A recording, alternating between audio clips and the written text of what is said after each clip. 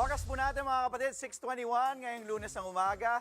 Ito po, sa Hayop Ka, may mga dog breed na kapag pinag 2-in-1, abay overload po sa kakyutan at ang kalalabasan nila. Halimbawa, ang Giant Golden Doodle. So ano nga ba yung pinaghalo nun? Pinaghalo po na Golden Retriever at Giant Poodle, naging Giant Golden Doodle. At close and personal po natin silang makikita ngayong umaga. Napaka-cute. Kasama po ang kanilang owners na si Luella Denise Bugayong at Marcos Pingol. Kasama na rin ang ating mga kennel helpers, sina John, Jerome, Rowell, si Migs at si Jeff. Ayun. Good morning, kapatid. Good morning Hi, Ella. po, Good morning. kapatid. Si Ella at si Marcos. Yes. Magandang umaga. Good morning sa inyo. Okay, unahin na natin. Pakilala natin yung ating mga dala ngayong umaga mula sa kaliwa.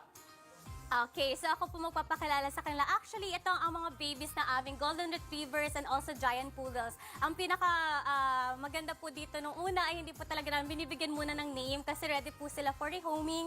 And actually, ito po yung kanilang parents. Tinatawag po namin si King, ang aming King, ang pinakamalaki naming Giant Poodles, and also ang aming Golden Retriever na very happy. Kaya ang kanyang name ay Happy. So sila yung magulang. Opo. Ilang taon na si King? Yes, Si King? turning 4 years old. Turning 4 years Yes. old na isang giant. Giant Poodle. Itong cute talaga ng golden. Tapos itong si Yes. Happy, ilang taon na? 3 years old Good po. girl. And then yung kanilang mga anak, sino Yes, yung mga 3 kasama months nila, old Ella? po, turning 4 sa March 15. Okay. Sino? Si Baby 1 tao po namin. Baby 1, Baby 2, and Baby 3. Baby 1, Baby 2, yes, Baby 3. ayaw po kasi namin muna lagyan ng name kasi pag nilagyan namin ng name, baka hindi na po namin ma-rehome. So lahat 3 yes. months sila? Yes, pa 3 months Okay. old. Pinaghalo natin yung Golden Retriever at Giant Poodle, napaka-cute. Parehong Yes, sobrang. hindi agresibo yun eh, di ba? Yes, Pareho very silang gentle. cute. At nag-originate ito sa North North America. America in the year 1990. Okay. Pero nung time na yon, ang una kasi nila, yung Labrador, Labradoodle, yes. pati Naging Poodle. successful sila sa pag-combine ng two breeds. And then, nag-try out sila for the Golden Retriever and also for the Giant, for the Poodles actually. Tapos, ang personalidad. Kasi, yung character, si Marcus, baka Yes. pwede mong ipaliwanag sa atin, brother. Kasi, yung Golden Retriever, alam natin, sila yung man's best friend. Yes, Napaka-friendly, sobrang loyal. napakalambing. Yung Poodle, ganun din. Gentle. Gentle. So, ano yung characteristic o personalidad ng Golden Doodle pag pinaghalo?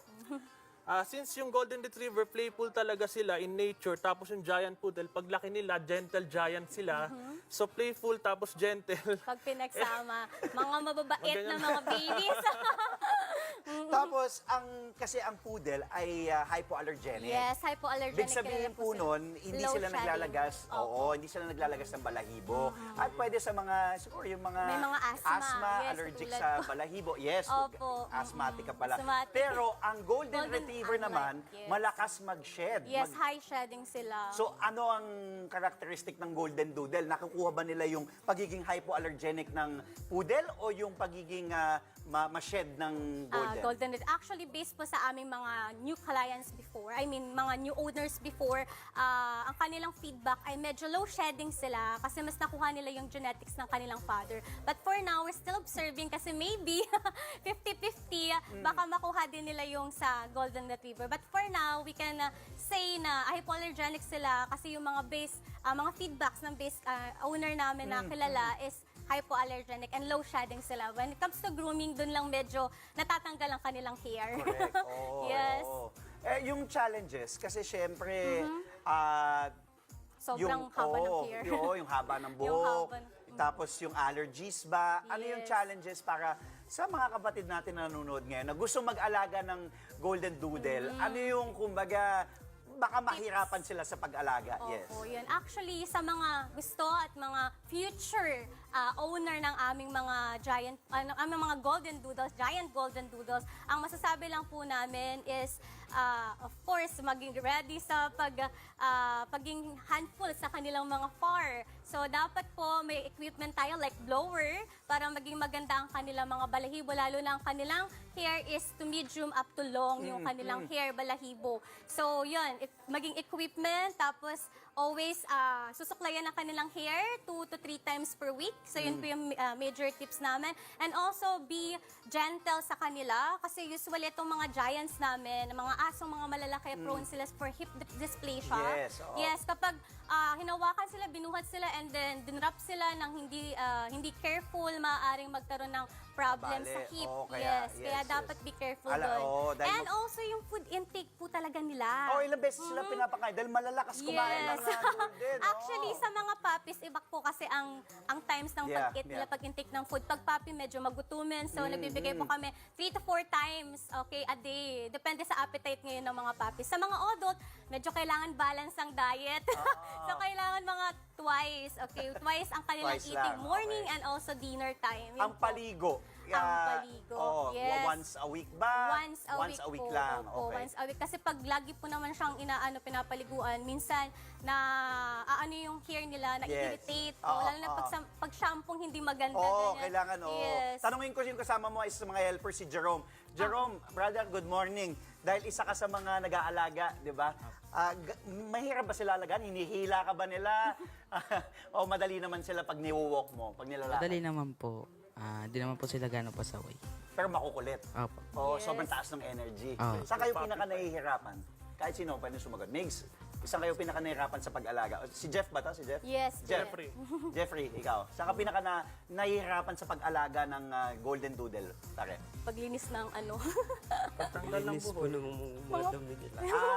Yes. Okay, oo. Very big. Hindi, normal naman talaga. Pati malaki, Opo. dahil malakas sila kumain. Yes, true So you po can yan. expect na malaki talaga yung kanilang dumi. Nilalabas, O, pasintabi po. True. Sa mga nag-aalmusal ngayong umaga. Okay, ang tanong, magkano? Kasi syempre, ang Golden Retriever, di naman ding Yes. kamurahan yan. Tapos ang Giant Poodle, mahal din yan. Umabot ng mga Yes po. 150, minsan 300,000, depende sa that's breed true. yan. Kung puro eh. So magkano ang mix na, yung Golden Doodle? Yes, ngayon po puppy. in our time, kasi depende po yan sa sa time ng paglabas ng mga doodles. Yes, yes. Ang pinaka-pricing po talaga nila is between 30 to 75,000. Yes, 30 dun to po. 75. Yes, depende po yan sa laki ng aso, kung nakuha nila yung genetics ng father nila, and also yung wavy hair ng mga poodles. So, dun po nagbe-base. Okay. Kahit babae, lalaki. Siyempre, mas mahal ang babae. 30 to 75,000. Last question. Tricks. Natuturuan nyo ba ito ng tricks? Dahil course. ang Golden Very Retriever, napakatalino po niyan. Di ba?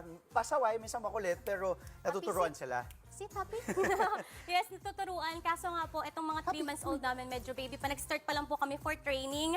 Pero itong si Happy, sa leash, and also si King sa leash, yun yung train namin. And also sa pagiging friendly sa mga taong pupunta, sa mga clients. So yun yung pinaka-basic train namin sa mga aso. And also yung pag-train sa pagdumi po nila. Yes. Kasi usually Potty crate training. sila. Yes, Oo, potty potty train. train. Yun ang mahirap. Oo, sobra. Kailangan ng patience talaga dyan. Totoo Ito, po. nagpapalambing na to si Happy. Yes, ayan. Sobrang clingy. Cute, oh, Sobrang clingy. Clingy din, no? Clingy yung Opo, golden, no? sobrang. Okay. Actually, selosa din siya. Marcos, ikaw na mag-promote, brother. Daming nasabi ni Madam Ella. Ikaw naman ang pasalitain natin. No problem. Boss Marcos, promote ka. Lahat ba sila pwedeng bilhin na? Yes po, yung- Ready for rehoming. Yung 3 puppies po, ready for rehoming po sila.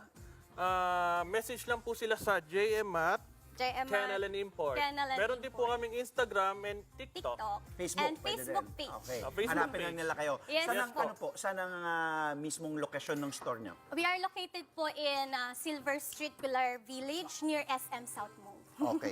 Thank you, Happy. Naantok na. Thank you. Good girl. Thank you. Thank you and so thank much. you very much Thank you po. Oo, maraming Sir salamat, Andre. Ella. Thank you, Marcus. You. Thank you. Mga kapatid, salamat Oo, po. thank you. At sa ating mga alaga ngayong umaga, thank you din sa ating mga helper. Thank you ulit kay Ella at kay Marcus at kina John, Jerome, Rowell, Migs at Jeffrey at sa ating mga alaga ngayong umaga. Golden Doodles and Giant.